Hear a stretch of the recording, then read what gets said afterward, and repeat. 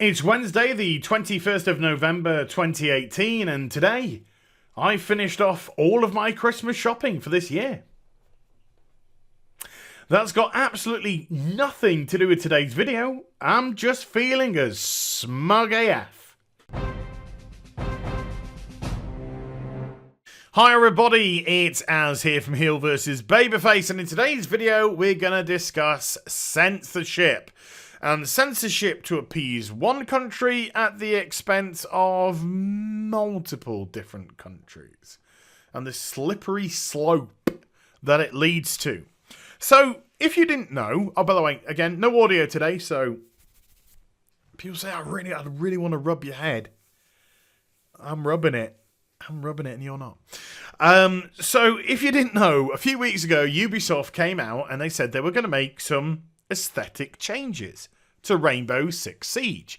And the reason why they were going to make these aesthetic changes was so that the game would coincide, would go in line with their release of it in China, a country that we're hearing quite a bit about in recent times because of the compromises which are being made to various games because of it. And yes, we'll be addressing something potentially very serious with Diablo Immortal in a little bit. And so let's just have a look at an example of some of these changes. So let's scooch this across. So here we have imagery of a skull on a picture, on a mural on the wall. And that is changed to be wearing a goggles and mask. Because imagery of skulls in China, neddy no-no. So that was changed. We then have these slot machines, because they don't like imagery of gambling in China.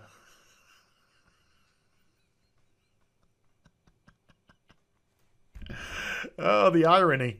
So they don't like imagery of gambling in China. That's another neddy no-no. And so the slot machines were removed, and they were replaced with empty beer bottles. Nothing more attractive than some empty beer bottles. And then this club where ladies dance. This one, by a poll. Hey, look, it's pointing towards the microtransactions. This was removed. By the way, what is that? What are they? I have never seen that, but what? And so that imagery was removed and replaced with the finger of microtransactions. They're over there, big boy. Just get your credit card out. And then the final imagery, let's just make it a little bit bigger, is this blood stain was removed from the painting because no blood splatters, no gore, please. So these were some of the examples of changes that were made to the product, and the Rainbow Six community was up in arms about it. Now, is this just another example of outrage culture? It's everywhere. You just go to Twitter. Everyone's pissed off on Twitter. Hey, just woke up this morning, got myself a cup of coffee. Why is everything so bad? That is Twitter right now. Just everybody complaining about everything. Wow, it's bad. All the time. Just all the time. So was it another example of outrage culture? Or was there something to this? Well, I personally believe there was something to this. Because when you start censoring a game, when you start compromising a game because you're opening up to a potential audience at the expense of your own audience, where do these compromises stop? Where does this censorship end? These changes were made to coincide with Chinese gaming censorship rules. What if they changed? What if China suddenly turned around and said, hey, we don't like the amount of blood that comes out when you shoot somebody. We want you to get rid of all blood from the game. And so Ubisoft remove all the blood.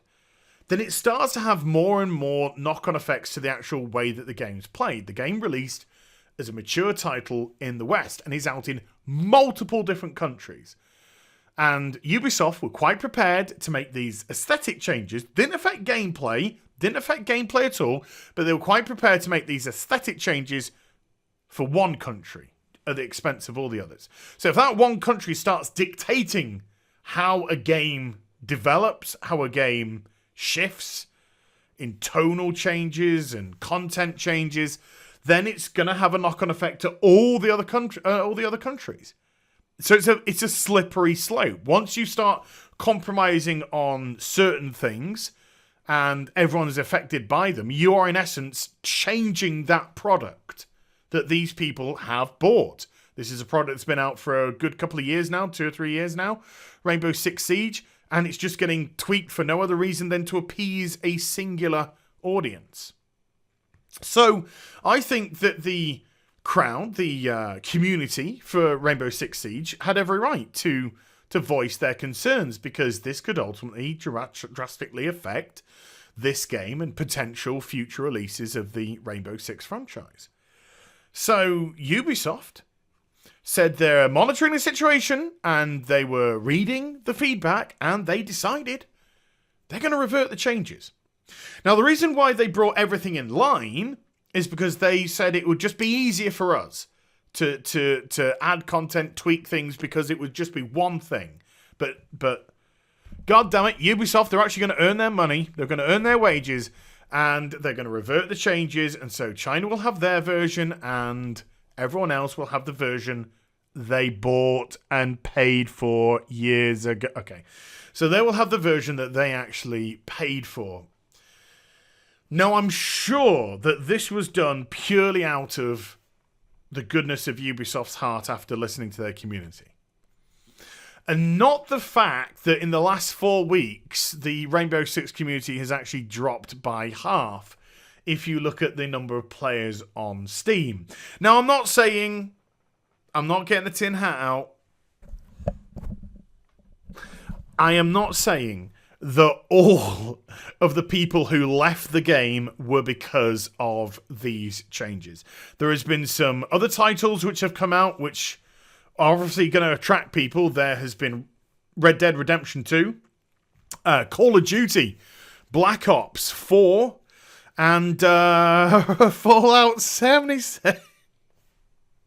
Fallout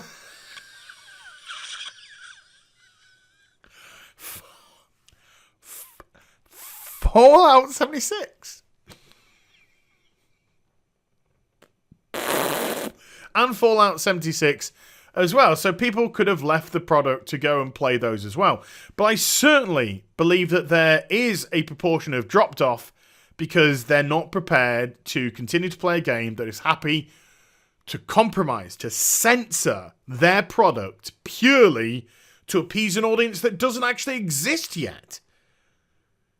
So I get it. I understand. Now, I discussed this slippery slope. This is a small example. These are aesthetic changes, you know? These aren't, in the grand scale of life, massive things here. Blood getting removed. What? Becoming the microtransaction hand. Gambling being removed. Or skulls. You know, these are small changes. So let's get on to a much, much larger perceived change. And this is where we're going to discuss Diablo Immortal. You see, when the Diablo Immortal trailer came out, there was something which quite a few people have brought up. It hasn't really been picked up by mainstream media or really discussed. And I have to tread very carefully here because this is a perceived censorship. And that is the fact that the character of Tyrael in the trailer is only shown in shadow. And you can't see who that person is at all. We just know it's Tyrael because of Diablo players and the way that the wings procced and stuff like that and the voice actor. So we know that's Tyrael. Tyrael is what we refer to now, because it changes every day, person of colour. He's a black person.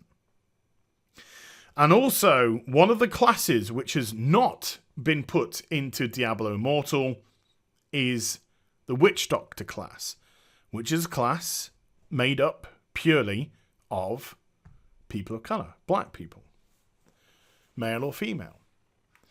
Now, I say this is a perceived censorship because there is no secret here that the treatment of black people, people of color in China is not good. And you just have to Google anything. You just have to go around Google and look into this. It doesn't take more than 2 minutes, and it's rife. Now, I am not for one moment demonizing a race of people, China, but it is quite a serious issue here, and this is something which people are perceiving Blizzard are making a compromise so that the transition of Diablo as across the board. Remember, they have removed Diablo from a mature title down to a family-friendly title so that it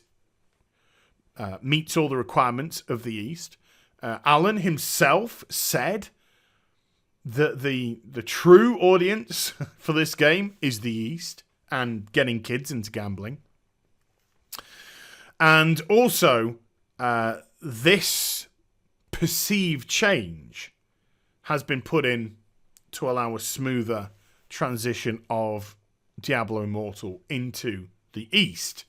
And then classes like the Witch Doctor may come later on. Now, this is obviously speculation. Like I said, I am being very, very careful with the usage of the word perceived here because obviously the Witch Doctor class was a class that was there from the very beginning. With Diablo Immortal, it is conspicuous by its absence. With regards to Tyrael in the cutscene, it could be looked at as an artistic tweak and nothing more than that. It was still the original voice actor after all. But it is a perception, and if that perception is actual, if there is any truth in this, then that is a really sinister compromise, censorship of a race of people to allow transition of a video game to a certain country. But like I said, speculation. No fact here. This is just speculation and perception of people based off what they have seen with the announcement trailer and also the removal of the Witch Doctor at this time. And so censorship can be very, very serious indeed. Can be one of artistic value to try and get in somewhere, which isn't, in my view, good enough either. If you want to put out a product in a different country, sure, adhere to those countries' laws, but don't make it come at the cost of others. And then with Diablo Immortal, something which hasn't really been discussed by people, this perceived censorship would obviously, if there is any basis of truth in it, be really, really rather sinister indeed. So there you go. I hope you enjoyed the vid. If you did, do get a thumbs up and also subscribe to the channel. Follow me on social media and Twitch for live streaming links. They're in the description box down below. And I'll be back with some more stuff very soon. You take care. Bye for now.